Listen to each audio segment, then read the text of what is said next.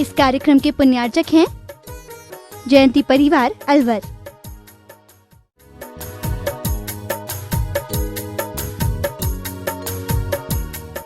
नमो अरिहंताणं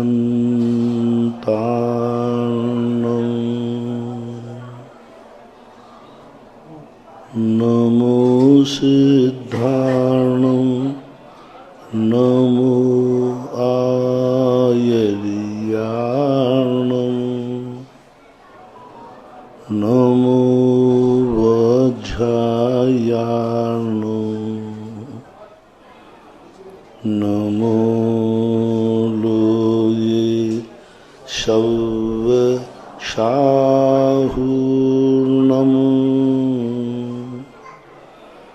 पंच परमेष्टि भगवान की, आचार्य श्री गुरुवर कुंद कुंद महाराज की जय। आचार्य श्री गुरुवर विद्यासागर महाराज की जय। परम पूजनीय निर्व्यापक श्रमण मुनि श्री सुधा सागर जी महाराज की जय हो। बोले परम पूज्य चुल्लक गौरव श्री गंभीर सागर जी महाराज की। सभी श्रोतागण एवं जिज्ञासु पूज सभी को नमोस्तु करें। नमोस्तु भगवान। इच्छामी महाराज जी। राहुल जैन सागर से पूछते हैं, मेरे इष्ट गुरुदेव के चरणों में बारंबार नमोस्तु। महाराज जी, चातुर्मास समापन कब होता है? कोई कहता है चातुर्मास समापन दीपावली के दिन होता है, कोई कहता है अष्टायन पर्व के बाद होता है, तो इसमें सत्य क्या है? प्राचीन परंपरा जो उज्ज्वल कुंद कुंद महाराज की है, भट्टकेर आचार्य जो मूलाचार्य के मुख्य आचार्य माने जाते हैं, उन्होंने कार्तिक वदी अमावस्या को चातुर्मास के निष्ठापन की बात की। 12वीं शताब्दी में पंडित आसादर जी हुए हैं, उन्होंने अनगार धर्मामृत नाम का एक ग्रंथ लिखा। उसमें उन्होंने चातुर्मास के लिए कार्तिक की पूर्णमासी को समापन की बात कही, और उन्होंने ये भी बात का उल्लेख किसी आचार्य ने, पंडितों ने किया अर्वाचीन में, कि 4 महीने से श्रावकों को तीव्र अनुराग हो जाता है साधुओं के प्रति, इसलिए एकदम विहार न करके 8-15 दिन उनको सांत्वना के लिए रुक करके उनको शांति स्थापित करें।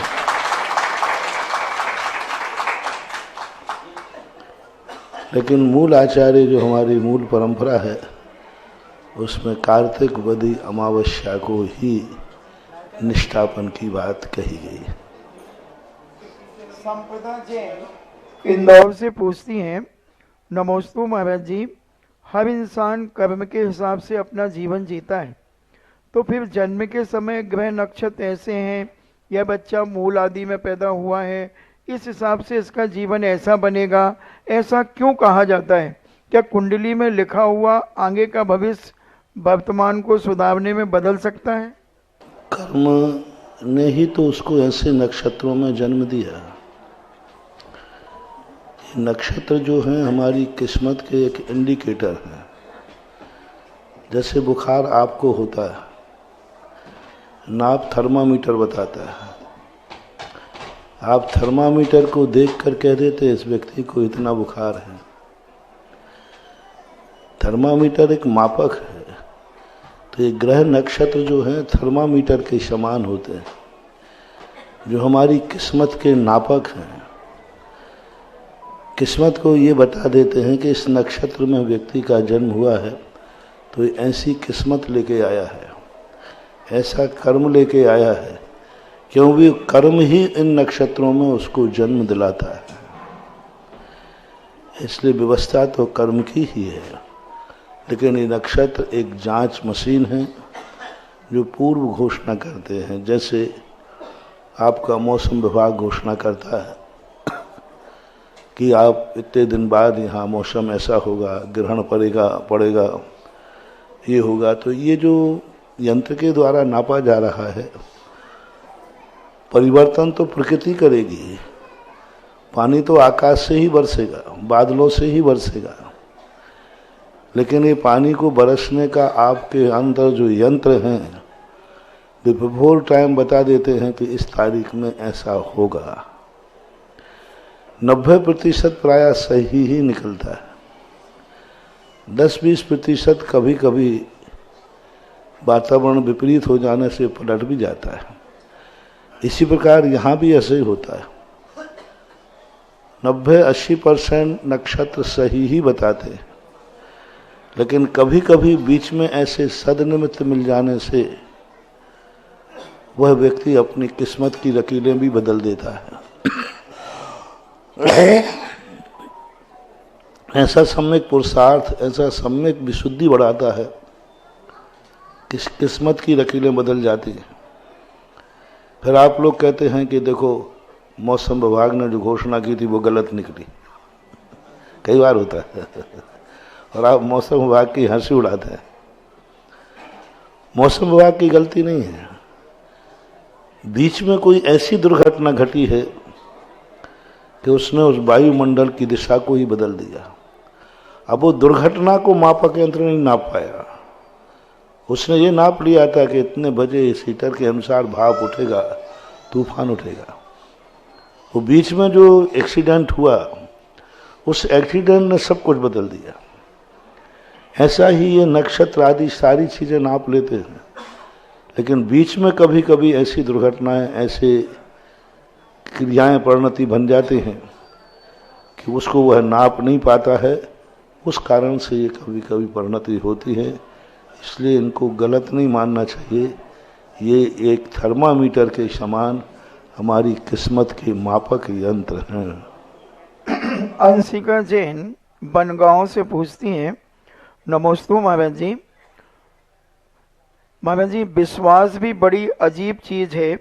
कई लोग विश्वास करके रोते हैं, कई लोग विश्वास के लिए रोते हैं। तो महाराज जी, हम ऐसा क्या करें कि दोनों परिस्थितियों में हमें रोना ना पड़े? सबसे बड़ी चीज है हम सामने वाले पर कितना विश्वास करते हैं, यह महत्वपूर्ण नहीं है। सामने वाला हम पर कितना विश्वास करता है यह विचार नहीं है। हम अपनी जिंदगी को इतना अविश्वसनीय बना देते हैं। जैसे मैंने चातुर्मास में कहा था, घर में तो ताले लगे हुए हैं अटैची में, वो डाकुओं के लिए लगे हैं कि घर वालों के लिए लगे? नहीं, झूठ बोले कौआ काटे। सासू का ताला बहू के लिए लगा है और बहू का ताला सासू के लिए लगा है।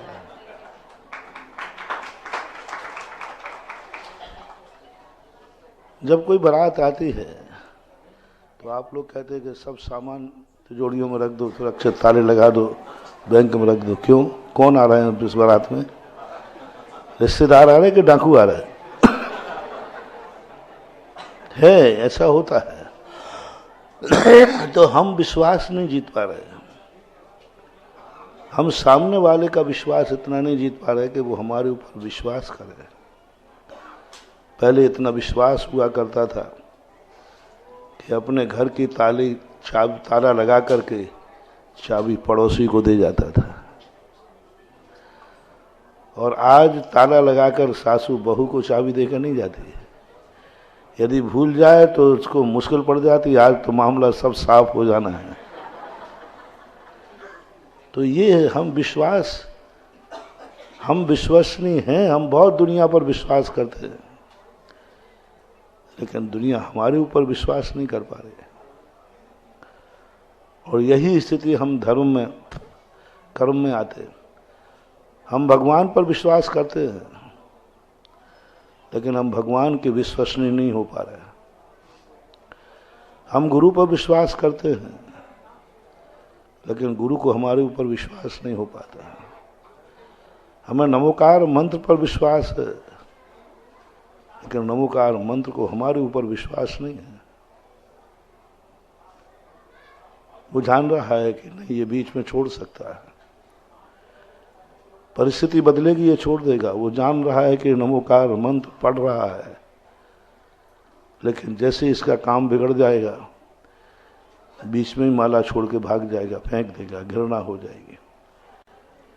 ये जो माला फेर रहा है, जो श्रद्धा कर रहा है, इसकी श्रद्धा में स्वार्थ है, निस्वार्थ नहीं है। तो दुनिया महान आत्माएं पकड़ लेती हैं कि इसके विश्वास के पीछे कोई स्वार्थ नजर आ रहा है या निस्वार्थ। जब निस्वार्थ श्रद्धा होती है तो समझ जाना चाहिए कि सामने वाले ने मेरे ऊपर विश्वास कर लिया और करेगा ही। और जब हमारी श्रद्धा में स्वार्थ छिपा रहता है तो सामने वाला भी समझ जाता है कि ये विश्वास का पात्र नहीं है, ये जो श्रद्धा रख रहा है इसके पीछे कोई ना कोई इसका स्वार्थ है। आपके जितने संबंध हैं सांसारिक, उन सब के पीछे कोई ना कोई स्वार्थ छुपा है। जिस दिन आपका स्वार्थ खत्म हो जाए, तुम बाप को भी छोड़कर चले जाते हो। तुम्हारा स्वार्थ नजर आ रहा है इसलिए पापा है। थोड़ा सा ही पापा तुम्हारे प्रतिकूल हो जाए तो आप पापा के प्रति कितने बुरे भाव करेंगे, ये तो आप खुद सोच लीजिए। और देखने में भी आ रहा है, दो भाई की तरफ जन्मते हैं और दुश्मन की तरफ मरते हैं। ये दुनिया में आप लोग देखते हो ऐसी बात। जिज्ञासा समाधान के लाइव सेशन में आप सभी का स्वागत है। साथियों, आज हमारे जो दर्शक पूरे इंटरनेशनल के देख रहे हैं, बता दें, आज हम बोदला क्षेत्र आगरा का, उसके सेक्टर्स में भ्रमण करते हुए पश्चिमपुरी, जहां पार्श्वनाथ भगवान का जिनालय है, वहां पर पहुंचे हैं। यहां 3 जिनालय हैं जिनके दर्शन पूज्य श्री ने अभी किए हैं, सेक्टर 4, सेक्टर 7 और अब पश्चिमपुरी भगवान पार्श्वनाथ का जिनालय है। मित्रों, लगभग 1 माह से ऊपर हो गया है पूज्यवर को वर्षा योग स्थल को छोड़े हुए। इतने समय में अगर पूज्यवर कहीं चलते तो संभवतः कुंडलपुर को भी क्रॉस कर जाते, लेकिन आगरा वाले घुमाए जा रहे हैं, घुमाए जा रहे हैं, घुमाए जा रहे हैं।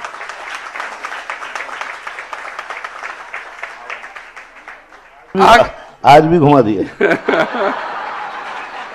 मैं पीछे था महाराज जी, मैं देख रहा था, बदमाशी हो रही थी कुछ। बिल्कुल सगे अपने लोगों ने घुमाया। अब तुम मेरे ऊपर विश्वास करते, लेकिन मैं तुम्हारे ऊपर कैसे विश्वास करूं? अच्छे लोगों ने, जो बिल्कुल अपन व्यवस्थित मानते, नाम नहीं लेता हूं, नहीं, सब कुछ रास्ते में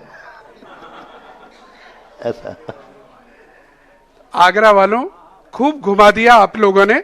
लेकिन मित्रों, आज हम आ चुके हैं उस स्थान पर जो एक टर्निंग पॉइंट बनने वाला है। हम पूरे आगरा की लगभग परिक्रमा करते हुए उस स्थान पर आ चुके हैं जहां से हम सीधे निकलेंगे नेशनल हाईवे पर, जो हाईवे एक तरफ दिल्ली की तरफ जाता है और दूसरी तरफ कानपुर। लेकिन इस बार पूज्यवर का जो रुख है, आप और हम सबको पता है कि नेशनल हाईवे नंबर 2 जो दिल्ली का सबसे खूबसूरत हाईवे है, सबसे बिजी हाईवे है, और उसी हाईवे पर लोकोदय तीर्थ बनने जा रहा है।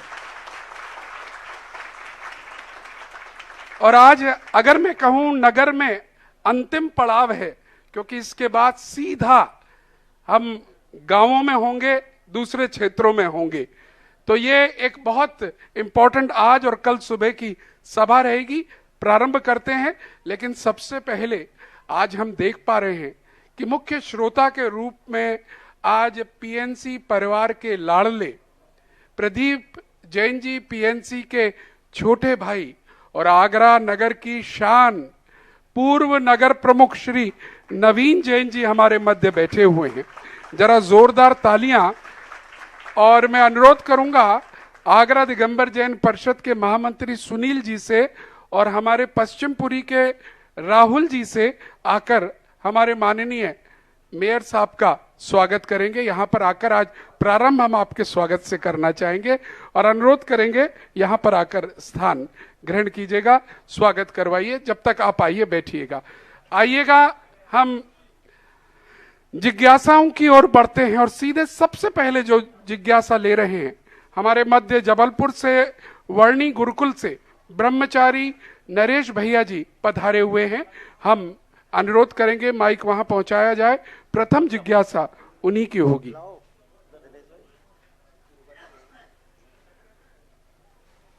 गुरुवर के चरणों में त्रिवार नमोस्तु नमोस्तु नमोस्तु। चुलक जी महाराज जी के चरणों में इच्छामी इच्छामी इच्छामी। गुरुदेव, जो मंदिर का वास्तु है वो हम श्रावक के जीवन में क्या लाभ हानि पहुंचाता है, उसके बारे में आप शंका समाधान करें। मंदिर का जो वास्तु होता है यह हवाओं के समान होता है। जैसे ठंडी हवा चल जाए तो हमें ठंड लगती है और यदि गर्म हवा चल जाए तो हमें लू लगती है। ऐसा ये वास्तु है। जैसे शरीर में बीमारी होने पर औषधि काम करती है, ऐसे ये वस्तु काम करते हैं। जैसे हम सामने से चलते हैं, दीपक सही है, घी सही है, बाती सही है, लेकिन तूफान चल जाए तो दीपक बुझ जाता है। तो कर्मों के द्वारा जलते हुए दीपक को जो दुर्घटना है वो तूफान के समान उस दीपक को बुझा देगी। दीपक घी से जलता है पक्का है, लेकिन तूफान आ जाए तो मिट जाता है। ऐसे ही वास्तु दोष है तो तुम्हारा पुण्य भी अच्छा है, सब कुछ अच्छा है। घी से भरा हुआ दीपक है, बाती भी सही है, दीपक भी अखंड है, लेकिन तूफान यदि आ गया तो दीपक बुझ जाएगा। ऐसा ही हमारा कर्म भी अच्छा है, सब कुछ अच्छा है, लेकिन नौ कर्म यदि उल्टा हो जाए तो फिर हमारा जलता हुआ कर्म भी बुझ जाता है। दवाई सही दी गई है, लेकिन यदि दवाई किसी कारण से रिएक्शन कर जाए, डॉक्टर को इंजेक्शन लगाया, यदि कहीं इंजेक्शन लगना और कहीं लग जाए तो दवाई रिएक्शन कर सकती है कि नहीं? दवाई तो सही थी, लेकिन लगाने का स्थान सही नहीं था। जिस नस में लगना था उसमें न लग के कहीं अन्यत्र लग गया तो फिर उसके लिए नुकसान करता था। ऐसी वास्तु है, कहीं तुम्हें रहना था, बैठना था, कहीं तुम बैठ गए, कहीं तुम्हें खाना था, कहीं और खा लिया, तो वो ऐसे नुकसान करता है जैसे दवाई जहाँ लगना थी, इंजेक्शन लगना था जहाँ, वही इंजेक्शन अच्छा डॉक्टर लगाए तो सफल हो जाता है, और कोई ऐरा खैरा तुम लगा दो तो इंजेक्शन लगाने में क्या दिक्कत है? दो हाथ पकड़ो, सुई तो डालना, और क्या? अरे कहीं भी डाल दो, उसमें क्या डालना, नुकसान कर जाता है। ऐसा सब कुछ सही है, लेकिन वास्तु जैसे डॉक्टर को सिखाता है कि इंजेक्शन कहाँ लगना चाहिए, वह जो ज्ञान होता है ऐसे ही वास्तु करता है। तुम्हें जो कुछ भी करना है उसका निशान प्रकृति ने स्वतः निश्चित किया है, वहीं ही लगना चाहिए, अन्यत्र नहीं। ये वास्तु का और मंदिरों का, मंदिर तुम्हारे लिए ही हैं। जो चीज तुम्हारे लिए है उसका प्रभाव तुम्हारे लिए पड़ेगा। मंदिर आपके लिए ही बनाया गया, समाज की सुख समृद्धि के लिए बनाया गया, और यदि वो गलत है तो आपके लिए गलत प्रभाव पड़ेगा, और अच्छा है तो अच्छा प्रभाव पड़ेगा। ऐसा चलिएगा, वास्तु भी महत्वपूर्ण है। जैसे सही जगह पर सही नस पर इंजेक्शन लग जाता है, उसी तरह सही स्थान पर सही वस्तु, सही चीज होनी चाहिए, उसका प्रभाव हम पर पड़ता है। और मंदिरों को भी इसीलिए पूरा वास्तु के अनुरूप ही बनाना चाहिए। और मैं बुलाना चाह रहा हूं सीमा जी जैन, पार्श्व उपासक महिला मंडल से आए और अपनी जिज्ञासा को प्रस्तुत करें। और इसके बाद तैयार रहिएगा अमर जी जैन, पार्श्वपुरी, पश्चिमपुरी। गुरुवर के चरणों में त्रिवार नमोस्तु नमोस्तु नमोस्तु। छुल्लक जी के चरणों में त्रिवार इच्छामी इच्छामी इच्छामी। महाराज जी, हम तो बहुत साधारण पुरुष हैं और धर्म से अभी जुड़ते ही जा रहे हैं, और आपके मैनेजमेंट में जो हम चमत्कार देखते हैं वो देखते ही बनता है। जो आपने सागानेर में जब मूर्तियां अभी निकली, तो ऐसी जो कुंज गलियों में आपने जो मैनेजमेंट दिया था, उसके लिए सैल्यूट मैं आपको करती हूँ। और महाराज जी, मैं ये देख रही हूँ कि हमारे मनोज भाई 27 तारीख के प्रवचन की चर्चा करते हैं, कभी किसी पर प्रवचन की चर्चा करते हैं। मुझे तो ये लगता है कि हर दिन ही मुझे कुछ नया सीखने को मिलता है। कभी हम त्याग को सीख रहे हैं, तो कभी घर गृहस्थी को चलाने के मैनेजमेंट गुरु सीख रहे हैं हम आपसे। और महाराज श्री, मेरी जिज्ञासा तो ये है कि एक हंसी मजाक में एक प्रस्ताव आता है कि 24 समोसरण का जो भव्य आपका विधान होगा, उसमें कोई दान दे दे और कोई बैठ जाए। तो आजकल ये चर्चा का विषय बना हुआ है, सभी लोग किराए की चीजें लेना शुरू कर गए हैं। जैसे आजकल किराए की कोख भी ली जाती है, ऐसे क्या जो दूसरे के दान से और उस पर बैठेगा तो उसको क्या पुण्य लगेगा या नहीं लगेगा? कृपया मार्गदर्शन करें। हमारे यहाँ धर्म करने की 3 व्यवस्थाएं बनाई हैं: कृत, कारत और अनुमोदन। जब व्यक्ति कृत नहीं कर पाता है, आज मान लीजिए कोई व्यक्ति है, उसका मन कर रहा है कि ऐसा महान लोकोदय तीर्थ क्षेत्र बन रहा है, आज कुछ नहीं दिख रहा है महानुभाव आपको, एक दिन यही लोकोदय तीर्थ क्षेत्र तुम्हारे लिए एक ऐसा मस्तक ऊंचा करेगा और तुम गर्व से कहोगे कि मैं उस आगरा का हूं जहां लोकोदय तीर्थ क्षेत्र है। मुझे दिख रहा है वो भविष्य, मुझे दिख रहा है वो भविष्य की, क्योंकि तुम मूर्ति बन जाती है तब पहचानते हो, और शिल्पी पत्थर में ही मूर्ति को देख लेता है। इसका भविष्य जो रूप बनने वाला है, जो सारे सिस्टम यहां प्रस्तुत होने वाले हैं, इनको सुनकर के कई लोगों के मन में भाव आ जाए कि ऐसे क्षेत्र की स्थापना पर मेरा अर्घ चढ़ना चाहिए, ऐसे तीर्थ की स्थापना मेरी उपस्थिति होना चाहिए, ऐसे माटी को तीर्थ बनाने वाली प्रक्रिया, ये विधान साधारण नहीं हो रहा है। ये पतित को पावन बनाने की प्रक्रिया है, ये माटी को चंदन बनाने की प्रक्रिया है, पद्दलित माटी को तीर्थ की तिलक चंदन बनाने वाली प्रक्रिया है। और जो ऐसे क्षेत्र की साक्षी बनेगा, तुम्हारे जीवन में कभी विपरीतताएं आएंगी भी, तो विपरीतताएं तुम्हारी जिंदगी को कभी पतित नहीं कर पाएंगी, क्योंकि तुमने एक माटी को बनाया। और ऐसा भाव किसी के मन में आ जाए और वो किसी कारण से विधान में नहीं बैठ पा रहा है, तो जैनाचार्यों ने कहा तुम भली ना बैठ पाओ, लेकिन जो बैठने में असमर्थ है, यदि उसको बैठा देते हो तो भी आपको करने के बराबर पुण्य लगेगा। कारत कहलाता है, मैं नहीं कर पाया और दूसरा कर नहीं सकता था, मैं कर नहीं पाऊंगा क्योंकि मेरा समर्थ है। एक ऐसा है जो करना चाहता है लेकिन वो बैठ नहीं पाएगा, तो समर्थ वो दे देगा, बैठ ये जाएगा। ये अंधे और लंगड़े की कहानी है।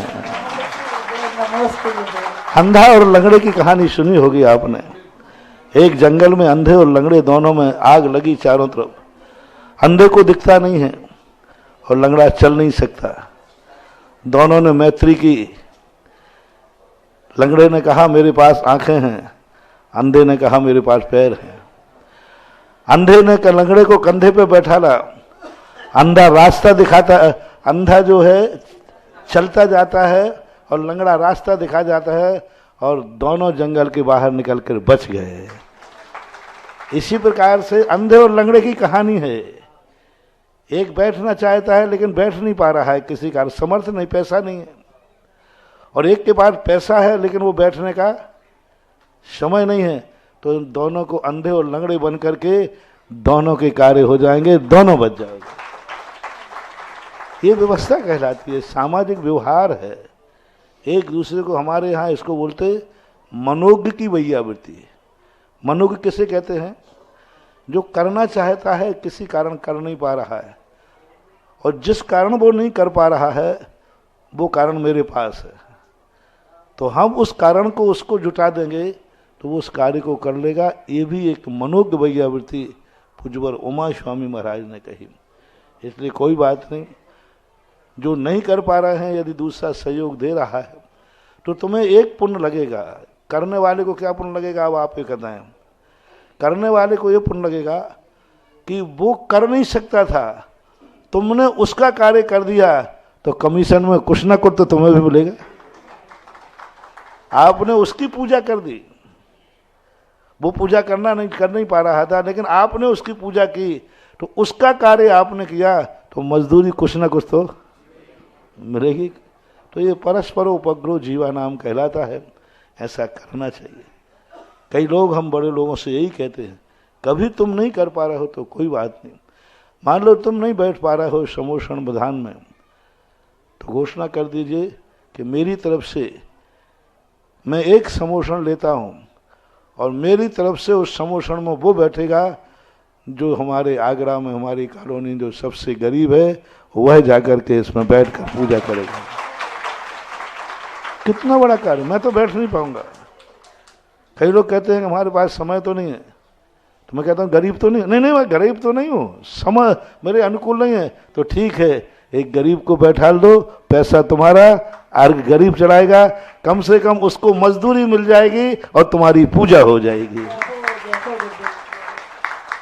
एक तुम्हारे यहाँ राजनीति में चलता है, व्यापार आप करते, फैक्ट्री खोलते हैं, तो सरकार इसलिए सहयोग देती है कि तुम कितनों को रोजगार दे रहे हो।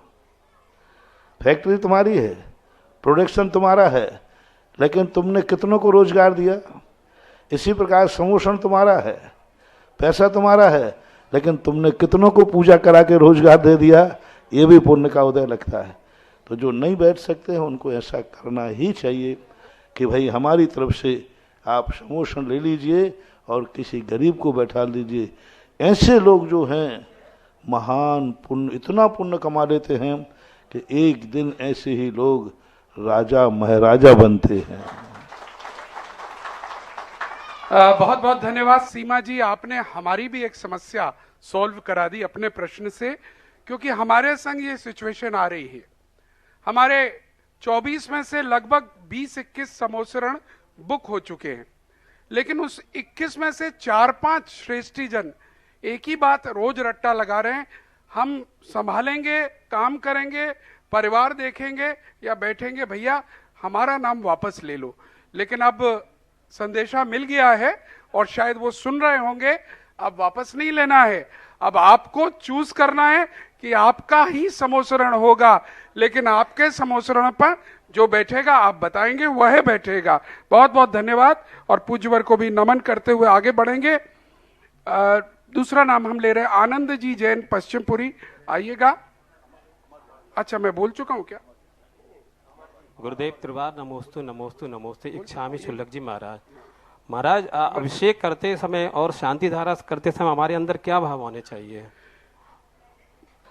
अभिषेक और का शांति धारा करते समय सबसे बड़ा भाव तो होना चाहिए कि भगवान जो तुम्हारे अंदर गुण हैं, तुम इतने पावन हो कि ये जल तुम्हारे लिए ऊपर ढलेगा और गंधोदक बन जाएगा। हे प्रभु, एक दिन मैं भी इतना पावन बन जाऊं कि जो मुझे छुए वो गंधोदक बन जाए। दूसरा भाव होता है कि भगवान मैं तो मलिन हूं, मैं तो राग द्वेष से ग्रसित हूं, लेकिन मैं जो गंदगी ले रहा हूं आपके निमित्त से, आपकी पूजा से, आपके गुणानुवाद से हमें ऐसे पुण्य का संचय हो कि जो पाप मैंने किया है वह पाप फल देने के पहले ही पुण्य का उदय आ जाए और हम उस पाप की गंदगी से बच जाएं। राग द्वेष कसाय व्यक्ति आरंभ करता है, लेकिन पीछे से यदि उसका पुण्य का सपोर्ट रहता है तो पाप ज़्यादा फल नहीं दे पाता, पुण्य का उदय आ जाता है। जैसे व्यक्ति एक्सीडेंट होना है सो होगा, लेकिन यदि उसने कभी पुण्य किया होगा तो एक्सीडेंट तो होगा, लेकिन तुरंत कहीं ना कहीं से 108 नंबर की गाड़ी आ जाएगी और तुम अस्पताल में पहुंच जाओगे। ये इसके लिए हम पुण्य का अर्जन करते हैं, क्योंकि वो शक्ति उनके पास है जो हमारे पास नहीं है। तो उस शक्ति की आराधना करने से भी हमारे अंदर की वो शक्ति जाग जाती है जो शक्ति हम खुद साधना करके नहीं जगा सकते थे, ऐसा माना। चलिएगा, जिससे पहले मैं अगला नाम यहां पर बोलूं, मैं जो अभी अभी प्रश्न आया उसी को आगे बढ़ाना चाहूंगा। वो समोसरण की बात थी, और हम देख रहे हैं जो 24 समोसरण 24 भगवान के लगेंगे, अद्भुत विधान होने वाला है। जिस विधान में 1008 इंद्र इंद्राणी 1008 क्रॉस कर चुकी हैं, 1500 भी क्रॉस कर चुकी हैं। अब हमारे कार्यालय का हालत खराब है, वो कह रहा है ताला बंद करके मैं जा रहा हूं, लोग आ रहे हैं कि और कूपन लाओ, हमने रोक लगा रखी है। खैर वो करेंगे जो हो सकेगा, लेकिन पूरे आगरा से हम देखते हुए आ रहे हैं, चाहे कमला नगर हो, चाहे छिपी टोला हो, चाहे जयपुर हाउस हो, हमने देखा सभी जगह से समोसरण लिए जा रहे हैं, परिवार आ रहे हैं। तो आज बारी है सेक्टर 4, सेक्टर 7 और पश्चिमपुरी की। तो हम अनुरोध करना चाहेंगे आपसे भी, 3 परिवार हमें ऐसे चाहिए हर एक सेक्टर से कम जो एक समोसरण जिनके नाम से वहां बिठाया जाए। अब हल भी मिल गया है आपको, अगर 8 दिन समय नहीं है तो चलिए दूसरा आपकी जगह प्रॉक्सी जिसे आप कहेंगे वो बैठ जाएगा। आप एक दिन बैठ जाइए, रविवार के दिन बैठ जाइए, लेकिन समोसरण आपका होना चाहिए, यह हमारा अनुरोध है। हमें अपार संभावनाएं इस क्षेत्र से नजर आती हैं, और समोसरण की जो हमने न्योछावर राशि रखी है, वो न्योछावर राशि रखी है 3,33,333 रुपए, और ये 7 दिन 8 दिन तक समोसरण सजेगा। विशाल सुंदर समोसरण, जिसमें 4 व्यक्ति समोसरण पर ही 4 जिनबिंब विराजमान होंगे, और उन जिनबिंबों के सानिध्य में व्यक्ति वहीं पूजा कर पाएंगे। वही सौधर्म इंद्र होंगे जो समोसरण करता होंगे, वही कुबेर होंगे, वही मुख्य पात्र होंगे। और अगर स्वयं किसी दिन नहीं बैठ पा रहे होंगे तो अपनी तरफ से समाज के किसी भी व्यक्ति को रोटेशन से भी चाहें तो बिठाने का है। हमारा अनुरोध है, कल सुबह तक हमें 3 नाम चाहिए कम से कम। एक सेक्टर, अधिकार से कह रहा हूं ये बात, सेक्टर 4, सेक्टर 7 और पश्चिमपुरी। कौन देगा, कैसे देगा, मीटिंग करके आप बता देना। हमने 3 डाल दिए हैं आपके नाम पर। चलिएगा, मैं अगला नाम ले रहा हूं, सोनिका जैन पश्चिमपुरी। आइएगा, आपकी जिज्ञासा।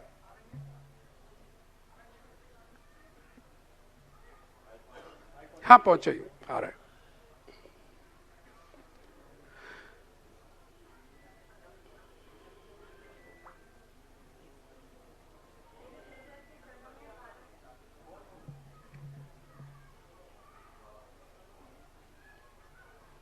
मेरे गुरुवर के चरणों में बारंबार नमोस्तु नमोस्तु नमोस्तु। चुल्लक जी के चरणों में इच्छामी इच्छामी इच्छामी। गुरुवर, मेरी ये जिज्ञासा है कि मैं कुछ लोगों से मंदिर जाने के लिए, अभिषेक करने के लिए बोलती हूँ, तो वे मुझे धर्म की वो बोलते हैं कि हमारे लिए धर्म तो सत्य बोलना, अपने मन में दूसरों के लिए अच्छे विचार रखना, गरीबों की सहायता करना, ये सब है। तो उनकी धर्म की परिभाषा कहाँ तक सार्थक है? उनसे कहना कि गरीबों का सहायता करना अलग धर्म है, भगवान की सेवा करना अलग धर्म है। जितने भी क्रियाएं हैं एक नहीं है, सबका एक सा पुण्य नहीं होता। जैसे सारी दवाइयां एक रोग की दवाई नहीं होती, और दुनिया में सभी को एक समान रोग नहीं होते। रोग अनेक हैं तो दवाइयां भी अनेक हैं। जिंदगी में विपदाएं कितनी हैं। कभी विपदा आती है व्यक्ति को बीमारी की, कभी विपदा आती है व्यक्ति को गरीबी की, कभी विपदा आती है पड़ोसी की, कभी व्यक्ति पर विपदा आती है दुश्मन की, कभी व्यक्ति पर विपदा आती है कि उसके लिए हमेशा कोई ना कोई दुश्मन का डर सताता रहता है, कभी विपदा आती है मौत की। कभी विपदा आती है एक्सीडेंट की, कभी विपदा आती है व्यक्ति के ऊपर से कि मेरा ब्रेन हेमरेज नहीं हो जाए, कभी विपदा आती है हार्ट अटैक की, कभी विपदा आती है फ्रैक्चर की। क्या इन सब की दवाइयां एक ही हैं? नहीं, सबकी दवाई एक ही है। मंदिर बनाने का पुण्य अलग है, जिसने भगवान को आवास दिया है, जिसने भगवान को आवास दिया है, एक दिन कर्म उसे भी विमान देगा और आवास देगा, और एक दिन ऐसा आवास मिलेगा जो ऐसा होगा कि दुनिया में कभी भी वह आवास नाश को प्राप्त नहीं होता, क्योंकि उसने एक बार जिनालय भगवान को आवास दिया था, भगवान को जिनालय बनाया था, और भगवान उसमें विराजमान हुए। जिस स्थान पर भगवान विराजमान हो जाएं, निर्माण तुम्हारा है। भगवानों के लिए जितने भगवान होते हैं, इनको श्रावक के अधीन क्यों कहा?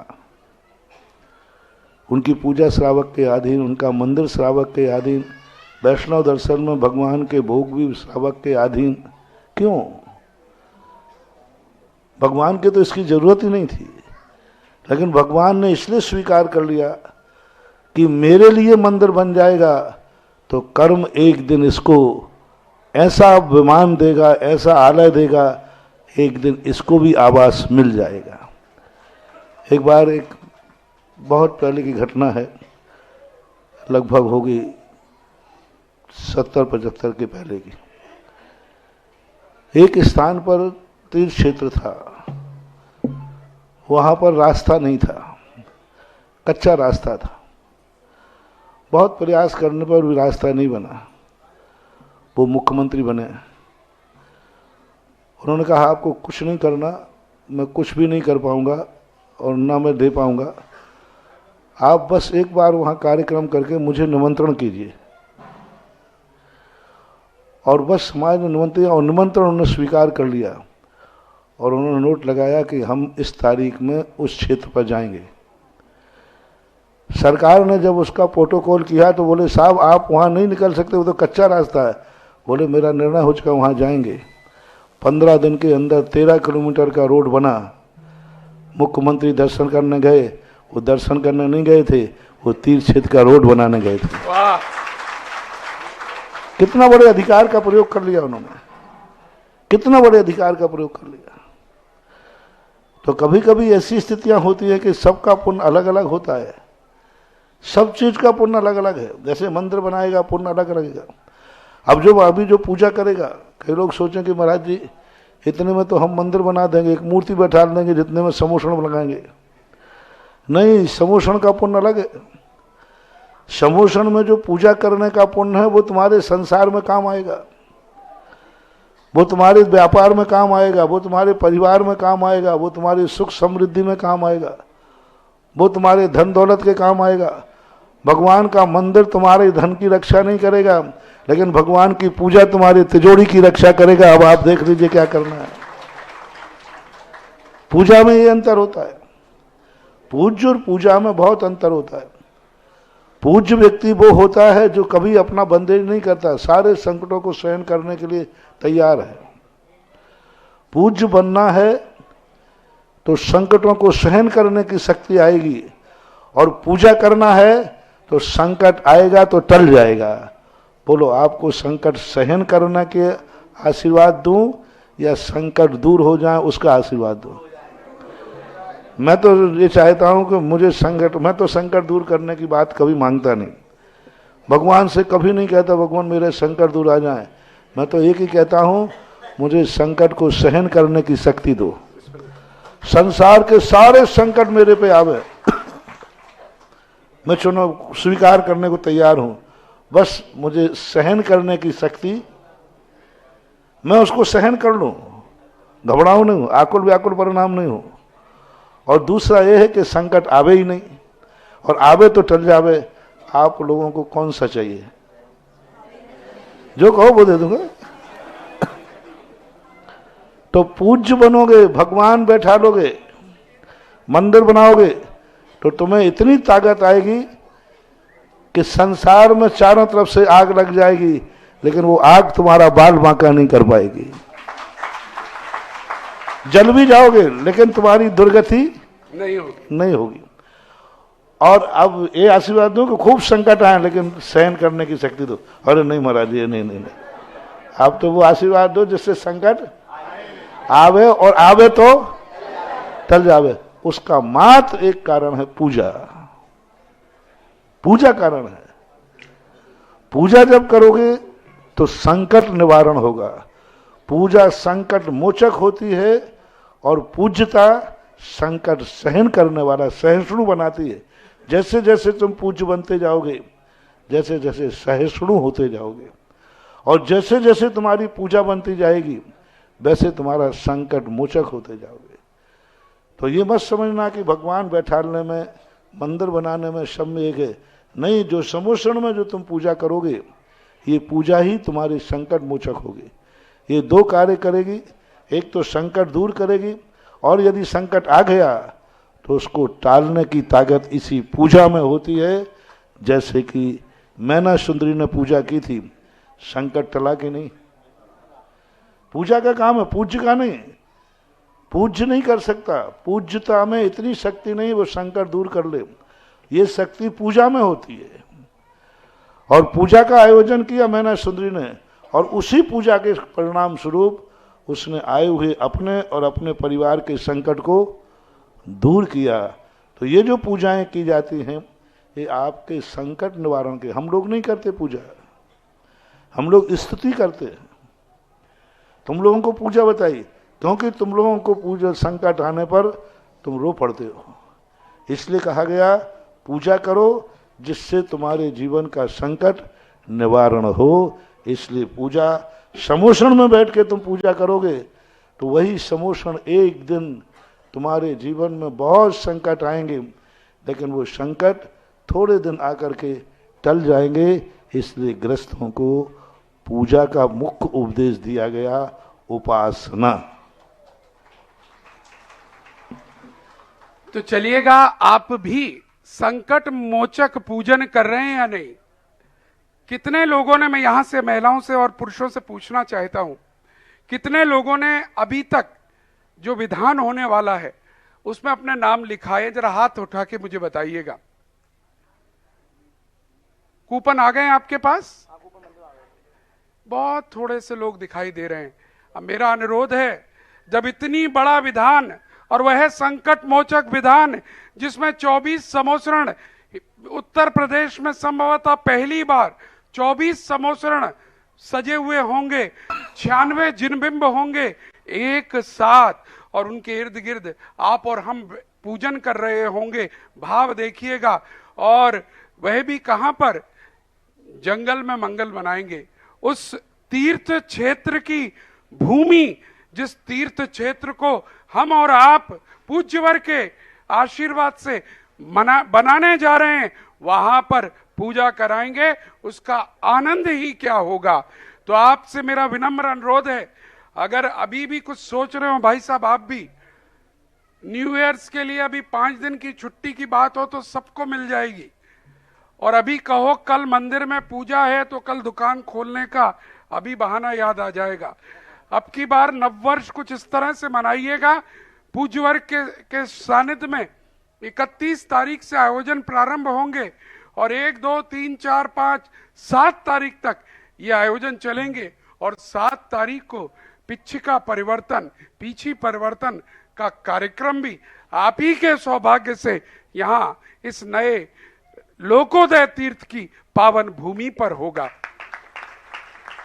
हमारा विनम्र अनुरोध है, यहाँ पर राहुल जी, उधर राजेश बेनाड़ा जी हैं क्या? राजेश बेनाड़ा जी बैठे। हाँ। और देखिए सबसे बड़ी बात, 2024 आगरा में ऐसा निमित्त बना कि पहला सप्ताह भगवान की अर्चना से शुरू हो रहा है।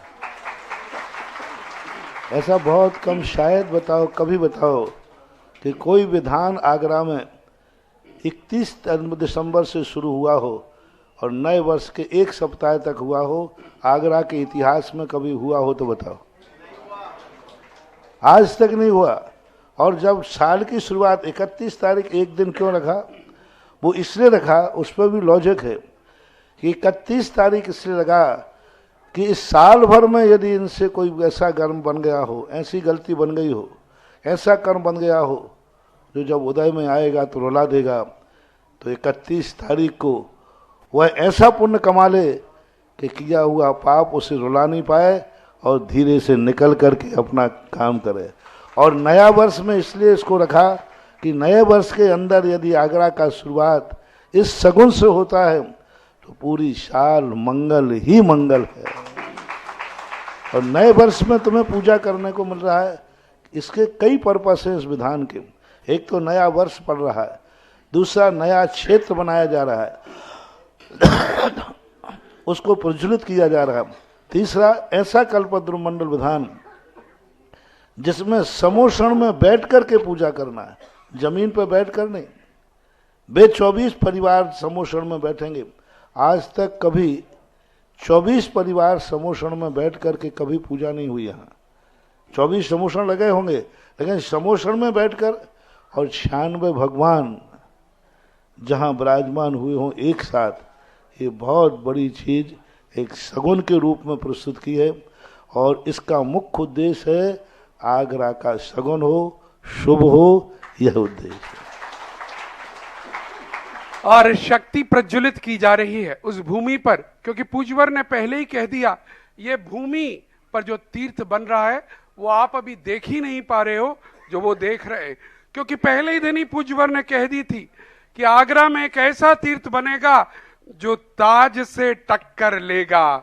और ऐसे तीर्थ के निर्माण के लिए आपका मनोबल भी चाहिए, बल भी चाहिए, धन बल भी चाहिए, सब कुछ चाहिए। तो 31 तारीख से 7 तारीख तक, और 7 तारीख को भगवान पार्श्वनाथ का 29वां निर्वाण महोत्सव, जन्म महोत्सव पढ़ने वाला 2900वां अपने आप में एक सुंदर अंक आ रहा है। तो ये सब कुछ साथ में मनाने वाले हैं अपन। तो मैं जो बात कह रहा था राजेश जी, सेक्टर 7 की जिम्मेदारी आप पर है। जो रह गए हों, वैसे रचना जी और अरुण जी आपके यहाँ से प्रयास कर रहे हैं। और सुशील जी यहाँ हैं क्या? सेक्टर 4, सेक्टर 4 से अभी मुझे रिस्पांस लिस्ट आ गई है व्हाट्सएप पर। हमारा कार्यालय 24/7 काम कर रहा है।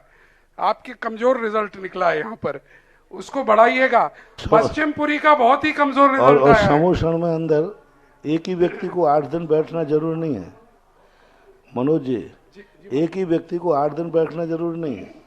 परिवार में आज तुम बैठ जाओ, कल परसों दूसरा बैठ जाए, परसों तुम्हारे ब्याई जी आ जाए तो उनको बैठा देना, पर तुम्हारे नाम का होना चाहिए, कृत कार्यत और अनुमोदना। तो कोई जरूर नहीं कि 8 दिन तक एक ही व्यक्ति बैठता रहे, बदल बदल के भी बैठ सकते हो, अपने भाई कुटुंब के रूप में बैठ सकते हो। और सबसे बड़ा देखना, इस समोषण के विधान के समापन पर अभी तक पिछी परिवर्तन दिवाली के पहले हो जाता है, लेकिन इसी भूमि पर नवीन पिछी परिवर्तन भी होगा। अब पिछी परिवर्तन हम किससे लेते हैं, देते हैं? तो उसका तो जो आजीवन ब्रह्मचर्य व्रत दोनों दंपति लेते हैं उसी से लेते हैं और उसी को देते हैं। तो अब जितने नाम आ जाए तो छुल्लक जी से परामर्श कर लेना, जिनको अब किस में किसका नाम आएगा ये नहीं, किसी का लेने में किसी का देने में आएगा। क्योंकि साल भर हमने पिछी ली है, संयम के साथ ली है, वो भी किसी संयमी के पास पहुंचे। और आप जो हमें पिछी देवें तो संयमी देगा, तो मुझे भी साल भर संयम का पालन करना है। और ये 7 तारीख है, 7 तारीख है ना जी महाराज जी, 7 तारीख को पिछी परिवर्तन, जिसके लिए सारा भारत इस तारीख का इंतजार करता है। और बहुत अच्छी तरह से अशोकनगर का युवा मंडल आकर के इसको क्या सांस्कृतिक रूप दे देता है कि लोग उसको देखने के लिए ही साल भर इंतजार करते हैं। चलिएगा, बहुत सुंदर। और कल हम उम्मीद करते हैं कल बहुत सारे नाम यहाँ पर होंगे, आपकी सूची हमें मिल जाएगी। लेकिन अभी बुलाना चाहेंगे आनंद जी जैन पश्चिमपुरी, अपनी जिज्ञासा के साथ यहाँ पर आ जाइएगा। चले गए इसके बाद हम बुलाना चाहेंगे श्री चक्रेश जी जैन, कृपया आइएगा। तेरे जहां पांव पड़ जाएं धरा वो स्वर्ग हो जाए, उठे जो हाथ तेरा तो वहां पर तीर्थ बन जाए। बने पश्चिम पुरी में पार्श्व प्रभु का भव्य जिन मंदिर, मिले आशीष तेरा तो कामना पूर्ण हो जाए। मिले आशीष तेरा तो कामना पूर्ण हो जाए। मुनवर के चरणों में त्रैवार नमोस्तु, शुल्लक जी के चरणों में त्रैवार इक्षामी। हे गुरुवर, पार्श्वनाथ भगवान का जिनालय लगभग 2 साल से स्थायी रूप से नहीं बन पा रहा है। हालांकि पूरा ट्रस्ट और कमेटी इसमें प्रयासरत है और कई बार नक्शे बने हैं, कई बार वो फेल हुए हैं। तो महाराज जी, मंदिर का स्थायी रूप से ना बनना क्या समाज की पुण्य और पाप पर निर्भर करता है? महाराज जी एक सेकंड। वहीं दूसरी ओर एक बार आपने प्रवचन में कहा था कि ऐसी सोच रखनी चाहिए कि अब जो हुआ वो अच्छा हुआ, जो होगा वो अच्छा होगा। तो क्या अब हमारे साथ अच्छा होने वाला है, क्योंकि फाइल आपके पास है?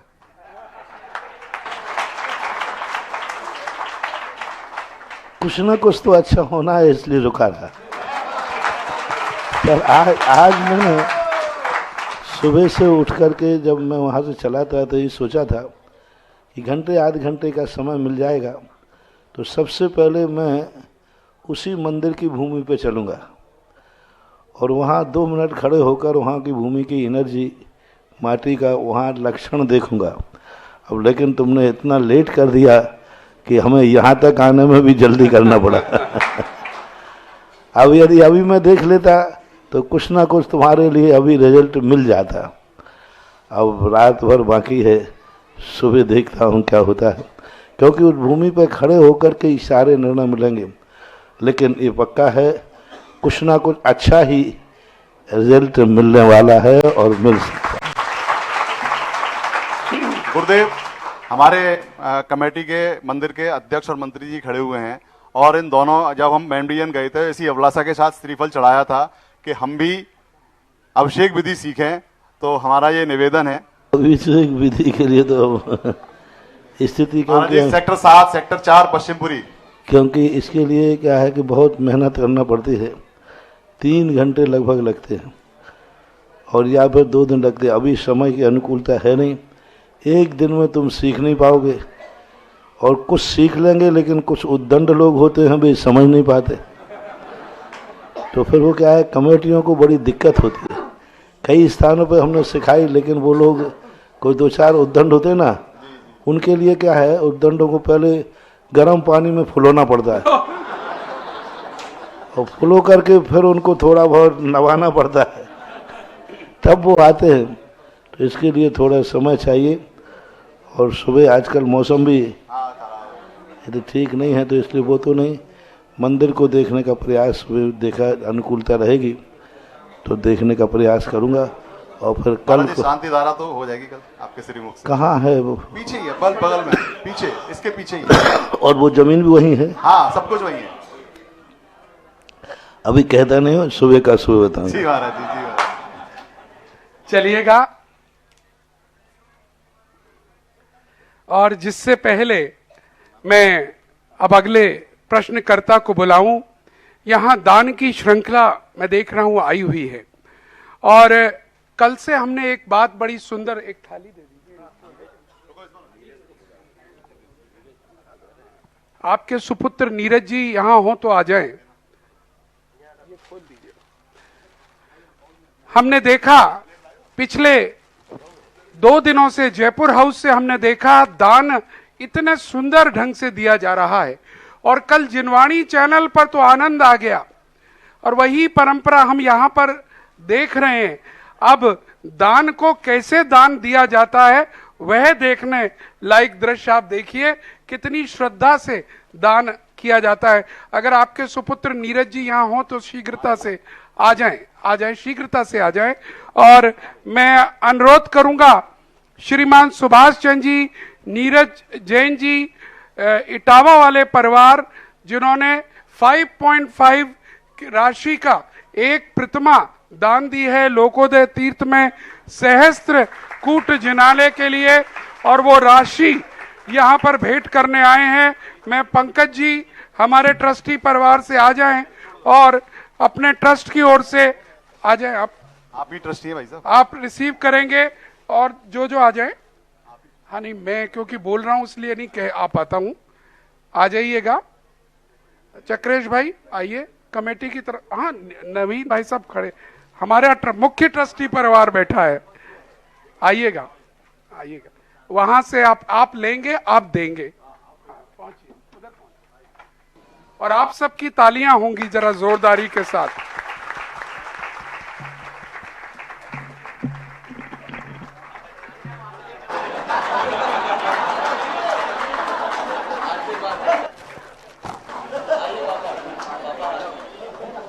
भाई सबको दे दीजिए। हाँ चलिए जोरदार तालियां। पूज्यवर कहते हैं दान कभी छुपा कर नहीं दिखाकर देना चाहिए, क्योंकि ये मेरे तीनों लोकों के नाथ को दे रहा हूं। मैं कोई गलत कार्य के लिए नहीं दे रहा हूं, तो मैं तो दिखा कर दूंगा, बता कर दूंगा, अनुमोदना करके दूंगा। आप भी करिए। और दूसरी बात, कल वो दृश्य हमने और देखा, आज तो थोड़ा कम था। महाराज जी ने एक बड़ी सुंदर बातें करते हैं महाराज जी, जो आपको समझ में एक सेकंड में आ जाती हैं। और वो जब आप बैंड बाजे वाले के यहाँ शादी में जाते हैं, तब उस समय क्या करते हैं, बैंक जाकर नए नए नोट मांगते हैं। पूज्यवर बताते हैं, मैं उन्हीं की बात कह रहा हूं। तो जब भगवान के यहाँ पर आओ तो ये पुराने यूज करे हुए नोट, अरे ऐसा नोट लेके आओ जिसके ऊपर कोई गंदे हाथी ना लगे हुए हो। ऐसा नोट लाओ जिससे कोई गंदा कार्य ही ना हुआ हो।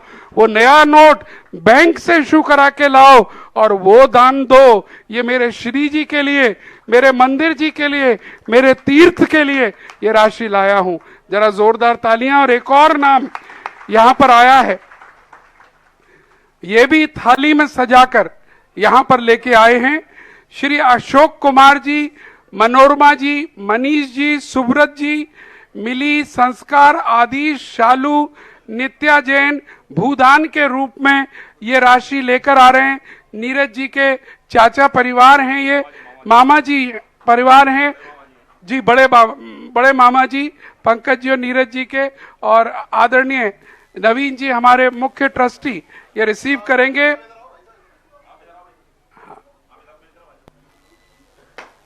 और आप सबकी भैया जरा आकर चेक करिए कुछ।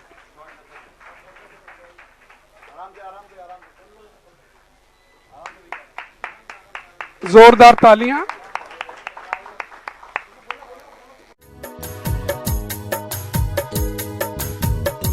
इस कार्यक्रम के पुण्यार्जक थे जयंती परिवार अलवर।